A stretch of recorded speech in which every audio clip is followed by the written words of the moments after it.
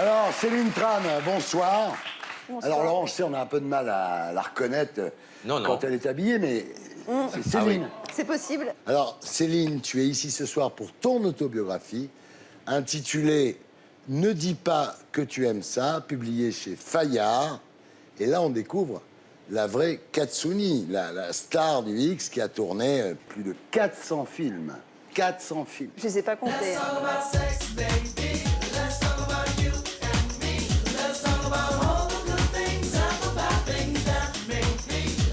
Alors, moi, personnellement, ça faisait très longtemps, depuis que tout le monde en parle, que je n'avais pas interviewé une star du X. Et j'imagine que c'est comme le vélo, que ça s'oublie pas, je sais pas, non? On va voir. Alors, dans ce livre, tu te mets à nu pour la première fois. À propos de ta période X, tu dis « On me demande souvent comment j'ai pu prendre du plaisir.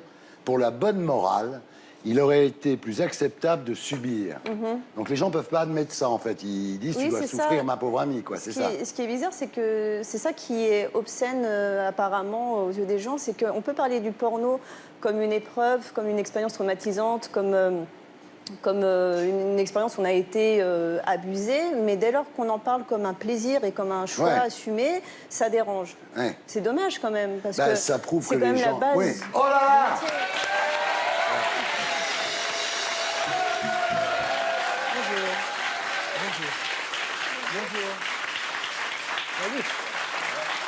Ça va?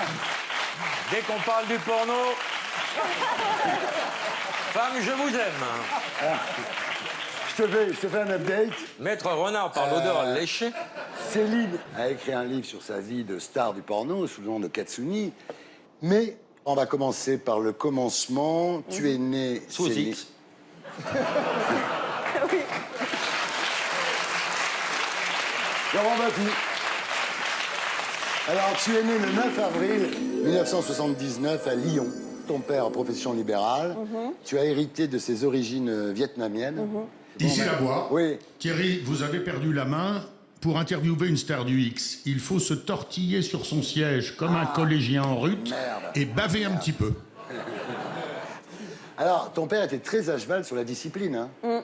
J'ai des parents qui m'ont éduquée avec des valeurs très strictes, où il faut être le premier à l'école, être sérieux, travailleur, et ce sont des très bonnes valeurs d'ailleurs, mais avec mon caractère, forcément, ça n'a pas toujours été très compatible. Le catéchisme aussi. Oui, j'ai été enfant de cœur. Non. Bah voilà. Si. Voilà d'où ça vient. Laissez venir à moi les petits-enfants. Non, j'ai été très croyante. Ah ouais. Alors, le seul truc qui avait d'un peu émoustillant dans ton enfance, c'était quand il y avait le Crazy Horse à la télé, le 31 décembre. Alors ça t'émoustillait un peu, mais pas... Ça me mettait un peu mal à l'aise parce que je sentais que ça avait un pouvoir sur les hommes de la famille, que ça créait une sorte de... Il y avait un pouvoir hypnotique et je ne comprenais pas. Mais la seule chose que je comprenais à ce moment-là, c'est que ces femmes avaient du pouvoir. Ouais. Mais à cette époque-là, t'es encore très coincé. Hein. T'as des lunettes, t'as un appareil dentaire.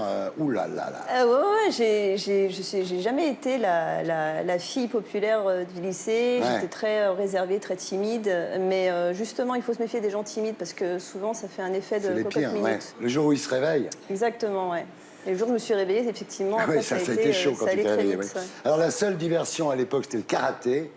Et le jour où tes parents t'interdisent de participer à une compétition nationale, un truc qui se brise. Il y a une sorte de rupture à ce moment-là, parce que justement, quand on est adolescent, on est en pleine construction, on a besoin de repères, et souvent le sport constitue une autre éducation parallèle à l'école et à la famille. Et à ce moment-là, ça m'a vraiment donné confiance en moi, et d'un seul coup, voilà, je me retrouve dans la possibilité de participer à ce qui est vraiment un rêve dans ma petite tête d'adolescente, mais évidemment, ce sont les études qui prédominent. Et effectivement, ça a créé une sorte de rupture avec le clan familial à ce moment-là. Ouais.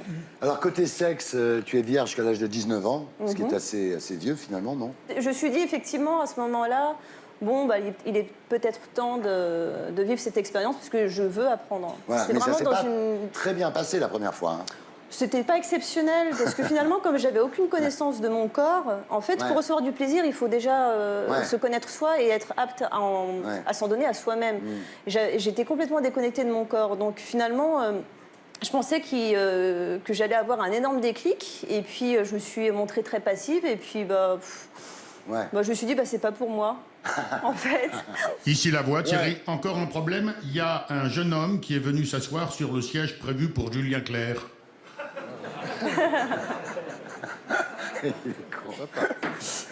Et là, Et là, c'est le drame. Non, c'est pas le drame.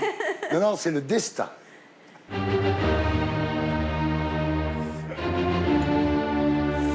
Alors, tu vas dans une soirée étudiante et là, tu rencontres une dénommée Stella, qui est gogo danseuse et elle te fait découvrir le monde du striptease. Et en juin 1998, il y a donc 20 ans, tu danses pour la première fois dans un club en Suisse. Et quelques mois plus tard, tu fais ton premier striptease. Ouais. Alors que j'avais dit jamais je n'en ferai, évidemment. C'est souvent comme ça. Mais j'avais un vrai besoin d'expérimenter. Et en fait, ce qui m'amusait le plus, c'est que c'était complètement à l'encontre de ce que j'étais, de ce que je dégageais, puisque j'étais toujours l'étudiante très réservée et très discrète. C'est très long, les striptease suisses. Ça dure 4 heures. Oui, c'est ça. C'était Beaucoup de là-dessus. travail. J'enlève le strip ou bien?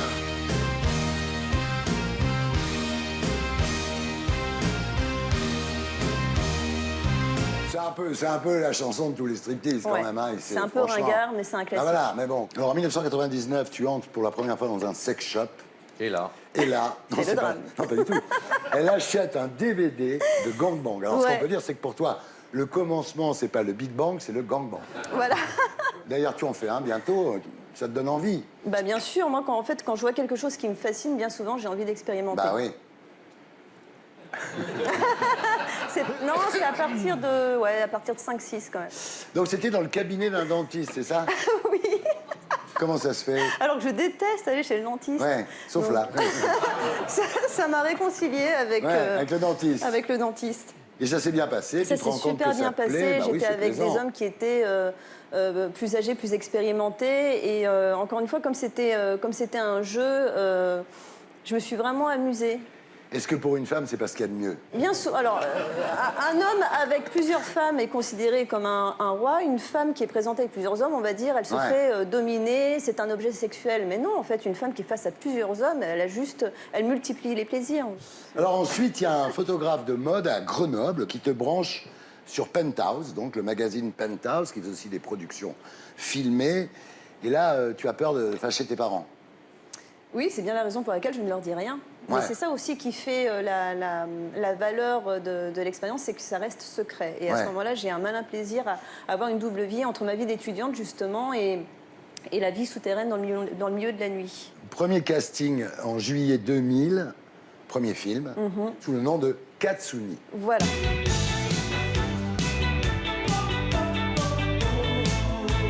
Alors tu commences directement par une double peinée, hein. Enfin, je parle pas de pâte en plus. Hein, non, mais je peux... À la rabiate ou pas? Tes parents s'aperçoivent toujours de rien jusque-là. Ils étaient pas là. Non, je leur dis rien. Ah, tu leur dis rien? Non. Et alors, Allô, papa, maman? ce qui est terrible, c'est que le jour où ils découvrent que tu es une pornostar, en fait, ils te disent « Mais c'est quoi, c'est un problème d'argent? Oui, on peut t'aider ils le si tu découvrent veux. » bien Et toi, plus tu dis « tard. Non, c'est juste pour le plaisir, en fait. » Absolument. Et du coup, on ne peut pas contrer un tel argument. Ouais. Justement, et je sais que c'est difficile. Et évidemment, il y a une pudeur qui est absolument naturelle et même nécessaire au sein d'une famille. Mais pour moi, il était important de dire non, c'est vraiment mon choix, tout va bien. Oui, et qu'ils ne pensent pas que tu sois. Ouais. Voilà, et personne n'a d'emprise sur moi, tout va bien. Ouais. Bien sûr. Alors là, tu connais une ascension fulgurante dans le porno. Tu tournes avec Dorsel, Colmax, beaucoup aux États-Unis. Et de 2000 à 2013, ta vie, c'est vraiment métro, porno, dodo, quoi. Non, mais t'as 400 gros, films, il faut c'est les vrai, faire. c'est toute ma vie à ce moment-là. Non, mais c'est vrai, c'est Même dans le métro, elle tenait la barre. Elle n'arrête jamais. Alors, aujourd'hui, c'est fini. Tu as arrêté il y a combien de temps? Il y a déjà 5 ans à peu près, ouais. C'est fou, ça passe vite. Mais c'est vrai que c'est vraiment une autre vie pour moi. Ouais. C'est un super bon souvenir, j'en garde une bonne nostalgie, mais c'est vraiment derrière moi. Est-ce que, comme beaucoup d'ex-stars du X, style Nikita Bellucci, tu déplores en fait que les associations féministes et l'opinion publique ne prennent pas assez en compte le sort des stars du X? Non, pas du tout. C'est vrai qu'il y a certaines formes de discrimination, il y a de la malveillance, mais il y a aussi beaucoup de bienveillance. Ouais. Ça peut constituer un handicap que d'avoir un tel passé sur le plan professionnel, mais ça Ouais. peut être aussi un atout. La preuve, c'est que je suis ici pour en parler et vendre Tout mon va livre. bien, mais quand tu Donc te c'est balades dans la génial. rue avec ton Jules, par exemple, les gens ils font hey, oh, non. Oui, mais c'est normal. À partir du moment où on Ouais. se montre, on ne va pas se plaindre Ouais. d'être connu. Et vraiment, j'ai pas du tout à me plaindre parce que les gens sont super gentils. Dans le lot, il y aura toujours des personnes qui vont peut-être pas faire la différence et qui vont être un peu envahissants. Et certains vont poster des commentaires un peu lourds, mais en même temps, c'est normal. Quand, pendant 13 ans, j'ai véhiculé une image qui repose sur le fantasme et sur le désir sexuel. Je ne peux pas me plaindre aujourd'hui Oui. que des gens me disent est-ce Oui. que tu peux m'envoyer une photo de toi Ouais, de nu, sinon il est-ce fallait qu'on peut se travailler chez rencontrer AXA, bien sûr. Ouais. Donc ça fait partie du jeu. Alors toi, tu t'en sors très bien, arts martiaux, comédie, écriture. Tu parlais déjà d'écriture quand on t'a filmé pour Paris dernière. On regarde. Ouf. Tu vas encore faire ce longtemps du X tu crois Pourquoi ça te dérange? Non, mais t'es une des seules qui n'arrête pas pour écrire un livre en disant à quel point c'était ignoble. Bon, non, je commence à l'écrire, mon bouquin. Ah, et tu dis que J'ai c'était toujours ignoble aimé écrire. Tu dis que c'était ignoble Non, justement, je vais parler des bons moments. Je vais parler des moments durs et des bons moments. Mais parce que voilà, c'est comme n'importe quel autre métier. Il y a du bon et du mauvais. C'est souvent... Et ben voilà. Frédéric Tavei dans Paris dernière. C'est en 2005. Et t'es devenu pote avec Bernard Pivot. Tu vois, comme quoi, déjà, dès que t'écris, t'es pote Très avec belle Bernard On a Pivot. présenté un festival ensemble. Ouais. Ouais. C'est une super expérience. On a parlé de Georges Bataille ensemble. C'est un très très bon souvenir. On regarde. C'est une soirée libertine.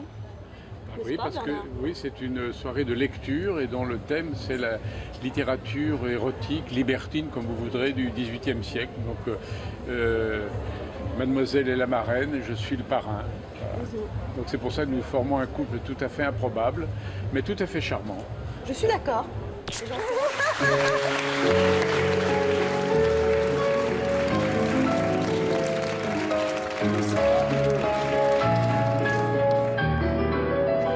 Après, il y a eu le masque et la plume. Il est sympa. Ah oui, oui, oui, Adorable. c'était Il une a un très gros bonne soirée. kiki. Ça, je vous le dirai pas.